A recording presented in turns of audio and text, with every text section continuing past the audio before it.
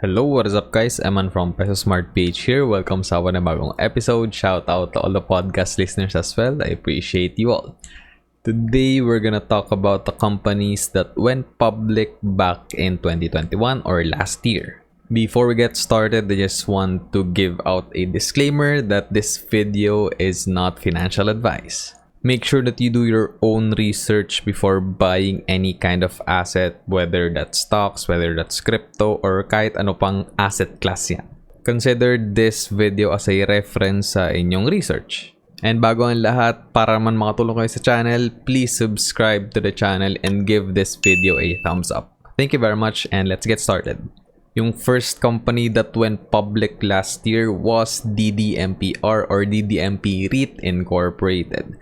So we all know that this is a real estate investment trust or REIT. Yung listing date nito was back in March 24, 2021. Yung listing price is around 2.25 pesos per share. Ako, bumili din ako at this price point and then I sold it. I'm not sure kung kailan but I sold it for a loss kasi I needed the capital to invest in a better asset.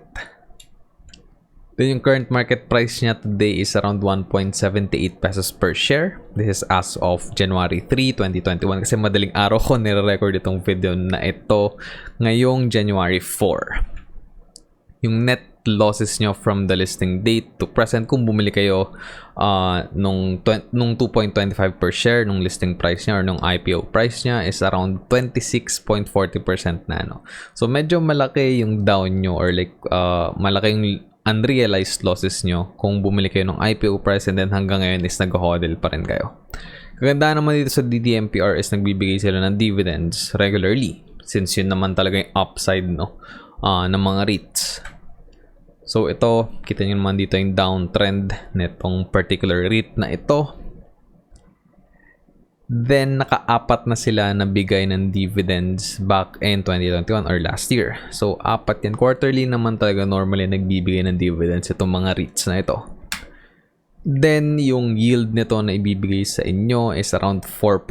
Kasi ito, dinivide ko lang to. Like, yung total dividends na binigay nila last year, dinivide ko lang dun sa kanilang listing price or IPO price sa 2.25. So, ito yung nakuha natin na number. So, multiply nyo pa ito sa 100. So, around 4.2% yung yield last year. So, medyo lugi pa kayo ng konti but, you know, it's a source of passive income. Basta hindi naman kayo nagbebenta, then it's not really a loss. So, unrealized losses lang yan.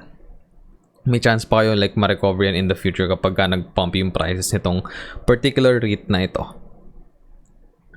Next one is Monde. Monde Nissin Incorporated or Corporation. Yung issue type is common stocks. Yung listing date nito was back in June 1, 2021. Listing price was around 13.5. Isa rin ako sa mga bumili nitong Monde Nissin and until now naka-hodl pa rin ako dito sa stock na ito. Yung current market price is around 15.7 per share na.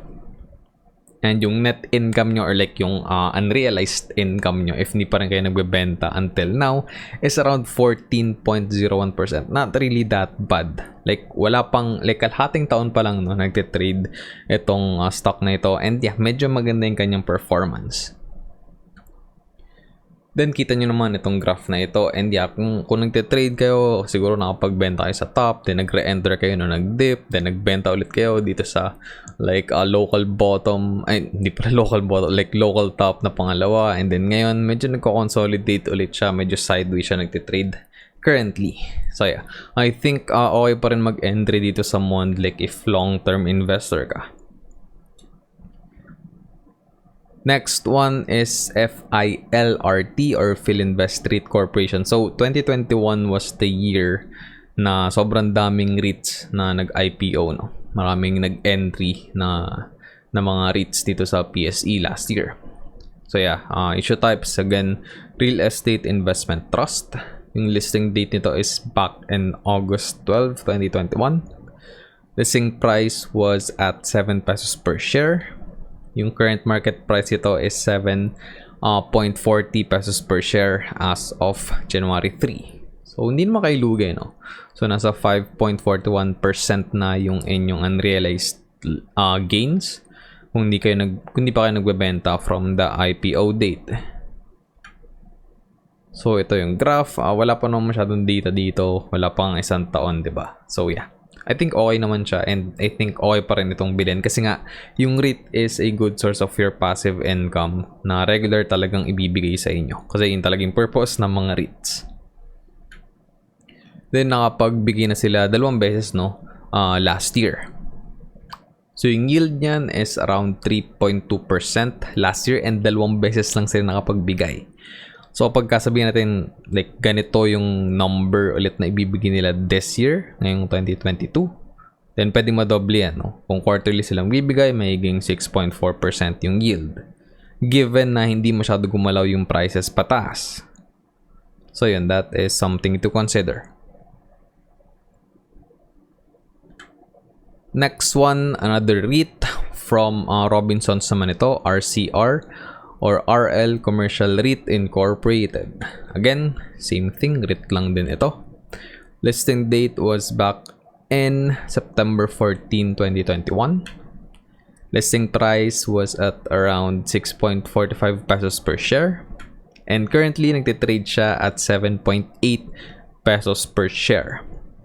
So, kumita na kayo ng around 17.31% kung magbebenta kayo today. And if nag-hodl lang kayo, nag-hold lang kayo, then yun yung inyong unrealized income.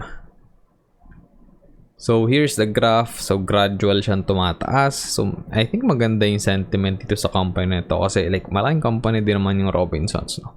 And marami silang businesses kung saan-saan, and yeah, I think maganda yung upside potential for this particular REIT. And syempre, meron kayong bonus na nakukuha dun sa regular like cash flow na ibibigay nitong REIT sa inyo.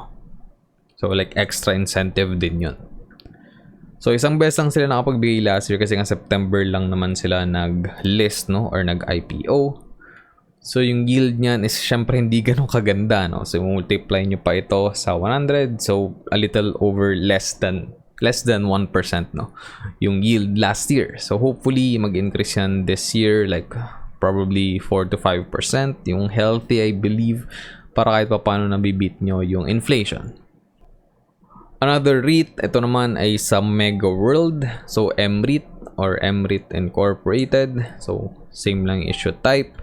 Na-list ito back in October 1, 2021. Listing price was around 16.10 pesos per share. So medyo steep yung price niya, no, per share. Then yung current market price currently is 19.32 pesos per share. So, medyo solid, no, yung gains. Kasi October 1 pa lang siya. Like, wala pa siyang 3 months, no, na nakalist. And solid na agad yung gains na pwede nyo makuha or like nakuha nyo na. So, around 16.67% yan yung unrealized income nyo. Or like unrealized gains or net gains yun na kapag nagbenta kayo. Ito yung graph. So yeah, gradual lang din naman siyang tumataas, no? So medyo nagpa-pump siya currently. Then nakapagbigay na rin ito ng dividends last year. So isang beses pa lang din yan kasi kakalist pa lang din naman. 0.24 pesos per share, 24 centavos per share. Nasa 1.4% yan. So potentially maging 4 yan this year. So medyo maganda, no? Like a little shy of 6% yung pwede nyo makuha potentially from MREIT this year. Next one is AllDay Marts Incorporated. Yung stock code is ALLDY. This is a common stock. Yung listing date was back in November 3, 2021. Listing price is around 60 centavos per share. Around 8 dapat to. But binabaan, I think 0.85 pa nga ata. But binabaan nila para, you know, to cater sa mga what they call this, sa mga local investors, sa mga retail investors dito sa Philippines, para mas marami mapag like entry, no. So I think that's a good move dito sa company na ito. So yung current market price niya parang wala nangyari. Nasa 0.60 lang ulit siya currently as of January 3. So obviously not applicable yung net income or loss. Kumbaga bawi-bawi ka lang, no? So, wala ka pang kinita and wala ka ring losses. Ito yung kanyang graph. Medyo tumaas siya, no, nung unang 2 araw niya, and then like medyo bumaba na ulit siya after that. And sadly, last year wala pa silang nabibigay na kahit anong dividends. And I'm not sure kung magbibigay sila anytime soon. Next one is Medic. So, Medilines Distributors Incorporated. So, yung may-ari nito or like yung chairman ng company nito is a brother, no? Or kapatid ni Manny Villar. So, si Manny Villar is like the richest person or wealthiest person here in the Philippines. And medyo maraming parang issue, no? na nangyari sa IPO nitong particular company nito. Parang, parang semi-rug pull. Parang gano'n yung nangyari, no? Yung mga early investors lang talaga yung like kumita dito sa IPO na ito, and one of like the worst IPOs in the history sa PSE. So parang walang support, no, yung like yung banks and like, well, sila mismo, no, parang walang reserve fund na hindi tayo magbebenta. Parang lahat sila nag-take profit lang. I'm not sure what really happened. Hindi ako masyadong deep dive, no, dun sa topic. Nakita ko lang yung mga articles, and I read one or two articles about it, and it didn't really look good. But anyway, this is a common stock na list siya last month lang, no? So, wala pang isang buwan. December 7, 2021. Listing price niya is around 2.30 pesos per share. And yung current market price niya is nangalhati na halos 1.24 pesos per share na lang siya. So, kung isa ka sa mga, bumili ng IPO, I'm really sorry, you're holding the bag. And kung hindi ka pa rin nagbebenta, yung unrealized losses mo is around 85.48% na. So, that's not good. So, di ba, as I've said previously sa mga videos ko, like whether it is sa YouTube, sa TikTok, or like nakinig ka ng podcast, pagka mag-IPO, personally yung strategy ko is like hindi ako mag-all in, no? Like for example, sabihin natin yung capital ko is 100,000 pesos for that particular IPO, and talagang natripan ko yung company. Hindi ako mag-all in agad sa IPO kasi hindi natin alam like talaga yan, 50-50 yung mangyayari, like either mag-pump siya or magda-dump. Ganun lang yun. And sa unang araw talagang hindi mo ma-judge, no, kung ano ba talaga yung magiging trajectory nung stock. Kasi syempre, kung long term ka naman, like this doesn't really matter, no. Kung naniniwala ka dun sa company and sa tingin mo makabawi sila in the next coming years na mag-improve pa, no, and may mga gagawin silang iba para kumbaga ma-pivot, no, itong like parang bad press na nangyari sa IPO, and maka-recover yung kanilang stocks in the future. But ang parang impression kasi sa public is yung mga investors nitong companies na ito, nitong company na ito, parang sinasabi nila, no, na overvalued yung IPO price, yung 2.30 per share, kasi like wala like nagbenta lang din sila, and hindi sila kumbaga nag-hodl. Parang ganun yung nangyari, di ba? So it's not a good look on them. And medyo uphill battle yung mangyayari, and mahirapan ma-recover yung stock like in the short term. Pero hindi ko naman nasilip yung kanilang financials. I'm not sure kung ano yung vision ng company. I'm not even sure what they do. Like alam ko lang na parang medical equipment, parang malaki silang distributor dito sa Pilipinas. One of the biggest, if not the biggest. But yeah, I need to do more homework on this one, and maybe let me know sa comments, by the way, sa YouTube, if you want me to make a standalone video about this IPO, about this company, para makapag deep dive tayo lahat, and ma-explain din natin, and like matuto tayo kung ano bang dapat ginawa nila na iba para hindi naging ganitong disaster yung kanilang IPO. But yeah, I digress. So, ito yung graph. Wala pa naman masyadong data. Again, kakalist lang last month. Wala pang isang buwan exactly. So, yan. Medyo pababa talaga siya. And then, last but not the least is Solar Philippines Nueva Ecija Corporation, SPNEC. So medyo maganda tong company na to, no? So common stock din yung kanilang in-issue. Listing date was back in December 17, 2021. Listing price at 1 peso per share. Yung current market price niya is 1.30 na. So medyo maganda ng kinita nyo kung nag-invest kayo dito sa IPO. 93.08% na yan. Then again, yung graph, kita nyo naman, sobrang konti lang. Kasi ang dami ring like dates, no, na hindi nag-trade last month. Kasi like yung 25, syempre hindi nagtitrade yun. Yung 30, hindi nagtitrade. And nung, I think nung 31, like hanggang 12 nun lang ata yung trading. But good thing naman na nag-resume na, no, yung until 3 p.m. na trading hours daily. So yeah, that's just very good for the market. Mas marami makapag-trade, mas marami makapag-participate sa daily trading activities.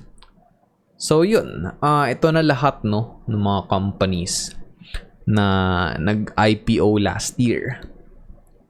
So kung nag-invest ka dito sa lahat, like pantay-pantay lang, no, for sure kumita ka. Like right now meron kang unrealized gains sa iyong portfolio. Pero syempre, kung medyo malaki yung ininvest mo dun sa medic, then medyo malaking bag na kailangan mong bawiin. But anyway, moving on sa ating sources. So yung una is PSE Edge and BPI Trade yung pangalawa, and then the last one. And yung last one is yung photo galing sa Unsplash. So lahat ng mga links na ito is matatagpuan sa description sa baba. Right, so yun, end na natin yung episode here, guys. Sana may natutunan kayo, and if umabot ka at the end of this video, thank you very much. I appreciate you. Help me grow the channel by smashing the like button. Sobrang nakatulong yun sa algorithm ng YouTube. And if bago ka naman sa channel ko, click the subscribe button and ring the notification bell para wala kang ma-miss out sa mga uploads ko every single week. You can connect with me on my social media platforms on TikTok, Facebook, Instagram, and Twitter. I'm at emanpsph. And then another way to support the channel is through the YouTube membership. If interested ka, meron link dyan sa description sa baba to know more about it. Thanks again for watching and listening, everyone. Stay safe. I'll see you on the next episode. Always remember, be Peso Smart.